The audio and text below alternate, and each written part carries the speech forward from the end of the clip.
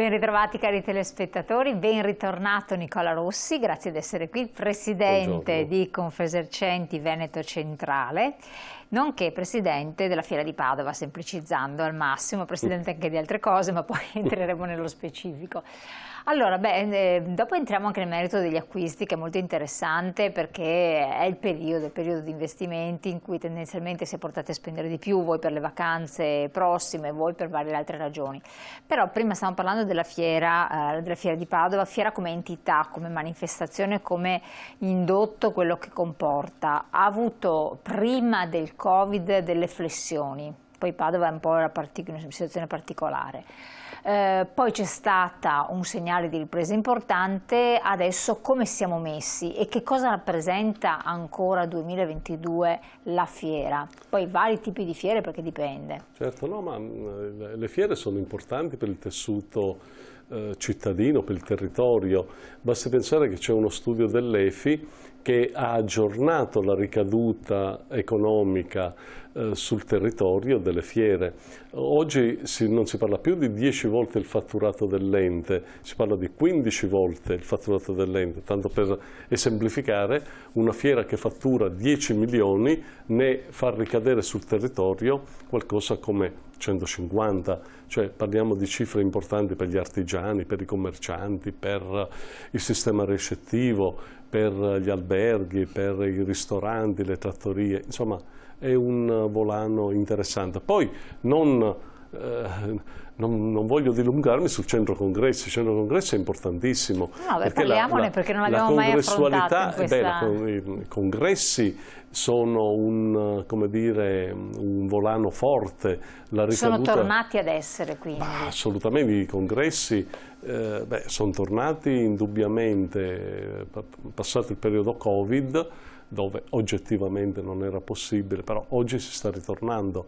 Noi abbiamo un centro congressi che forse è il più bello d'Italia, è sicuramente uno dei più efficienti, efficaci, ha una programmazione importante, ha già una 60ina di convegni programmati, per cui è importante per il territorio, per la ricaduta economica che poi dà al territorio. Assolutamente. Ecco, si parlava di cambiare il modo di comunicare, quindi un venir meno anche dei congressi per aver scoperto la maggiore facilità di seguire via Zoom con tutte queste modalità online. Invece secondo lei riprende? No, assolutamente. Allora, il discorso online nel periodo Covid, nel periodo lockdown, insomma, ci sono state tante sperimentazioni, fiere virtuali, cioè tutta una serie di attività. In realtà la fisicità è importantissima, cioè andare in fiera, toccare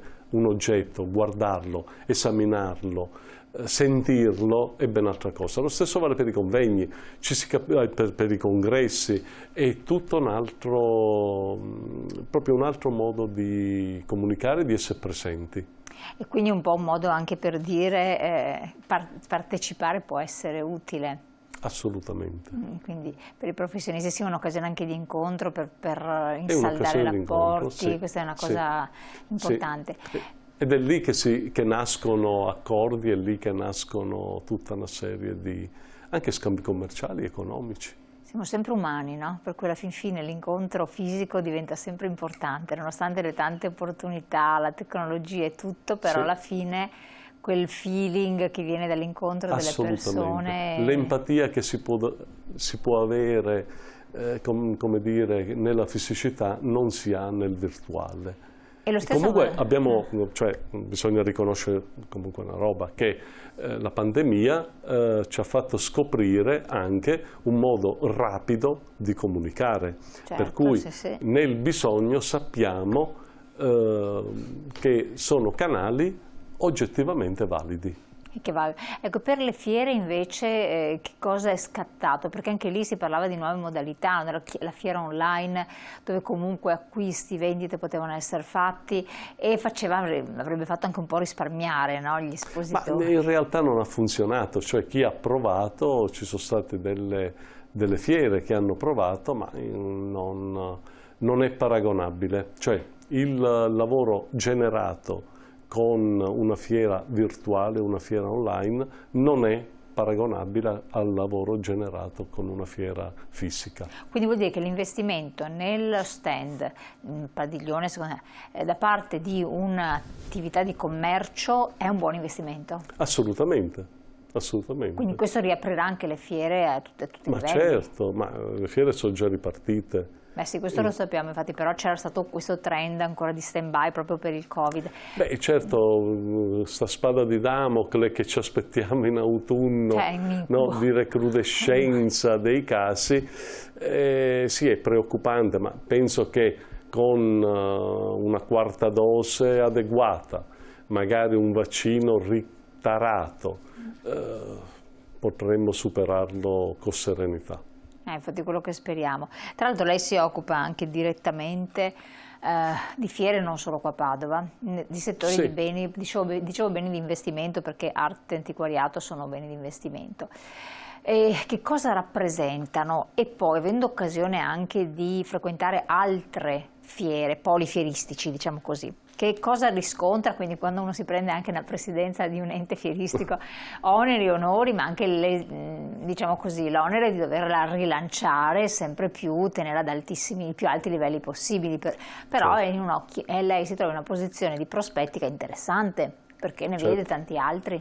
Cioè, lavorando in più quartieri fieristici è chiaro che si ha una visione abbastanza più ampia, più articolata, più, come dire, anche storica, perché ahimè sono più di 30 anni che organizzo fiere e lavoro nel comparto fieristico. Per cui 30 anni non sono pochi. Purtroppo non sono pochi.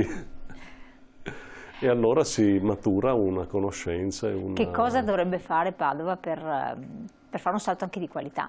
Perché c'è stato un cambiamento nel tempo. Padova intanto è, oserei dire, la fiera più antica in Italia.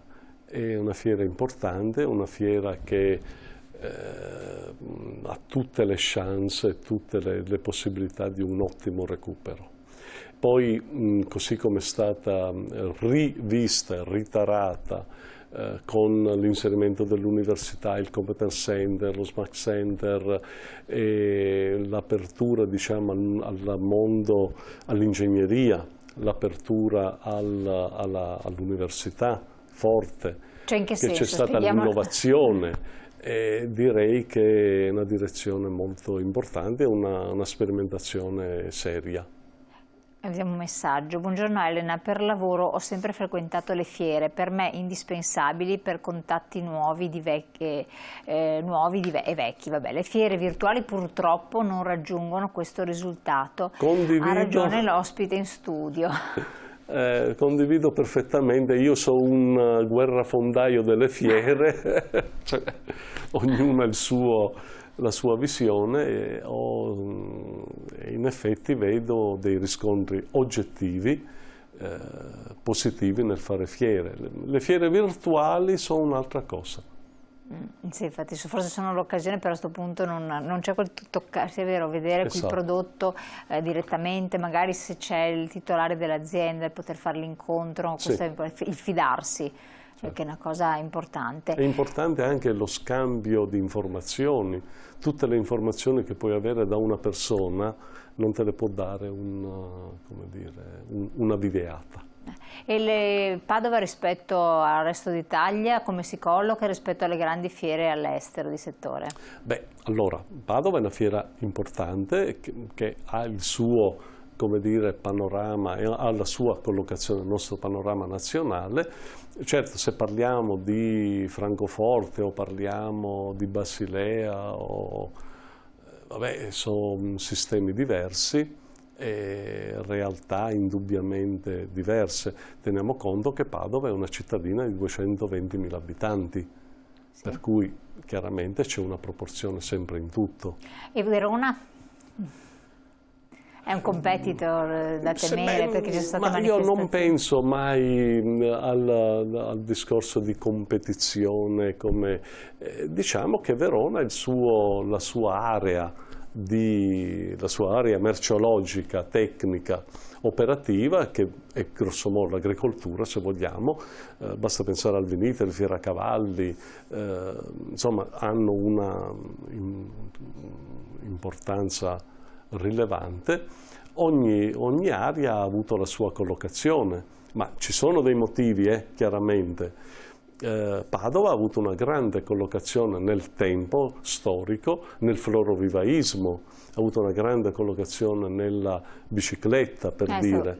Ci sono state delle... Perché? Perché era espressione dell'industria territoriale, del prodotto territoriale, dell'impresa territoriale. Non è mai casuale l'affermarsi di una entità fieristica. Ci sono delle innovazioni che verranno apportate, dei cambiamenti che sono da aspettarsi? Beh, oggi bisogna innovare, bisogna crescere,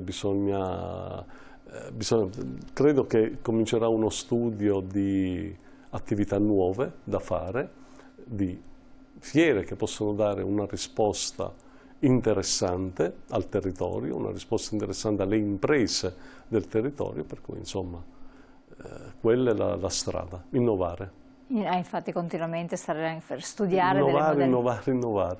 E innovare vuol dire anche recuperare il passato. Quindi questa è un po' l'anticipazione. Bisogna pensare anche a questo. No, allora, bisogna guardare al futuro, però non dimenticare cosa ha generato il presente. E questo è importante. Quindi anche le fiere hanno un indotto a questo punto sul territorio, una ricaduta sul territorio. Beh, Milano ne è testimonianza, anche Vicenza se non sbaglio, o Verona hanno un po' delle grandi ricadute, quindi anche su Padova questo potrebbe contribuire al turismo, diciamo così, congressuale, fieristico. Assolutamente, il turismo congressuale, come dicevo prima, è importantissimo perché è un turismo ricco. Il turismo business, il turismo congressuale, ogni congressista lascia sul territorio non meno di 350 euro al giorno. Rispetto a? Beh, se andiamo a vedere, allora se facciamo i due estremi, il turismo religioso lascia 10 euro, 20 euro, 10 euro. Però allora, quando si parla di turismo religioso come povero, in realtà io faccio notare sempre una roba, che sono 4 milioni i nostri turisti religiosi, che anche per 10 fa 40 milioni di ricaduta, per cui tutto deve contribuire. Noi abbiamo turismo sanitario, turismo religioso, turismo business, il turismo congressuale è il più ricco. Oggi abbiamo un centro congressi che può dare delle risposte incredibili. Quindi fare da catalizzatore anche per alcuni, per organizzare eventi, questo è importante. È importantissimo. Presidente, dopo andiamo adesso sugli acquisti e sulle altre questioni. Abbiamo fatto questa digressione perché insomma, visto il suo ruolo, era doveroso farla. Pubblicità, pochi secondi, poi siamo di nuovo con voi.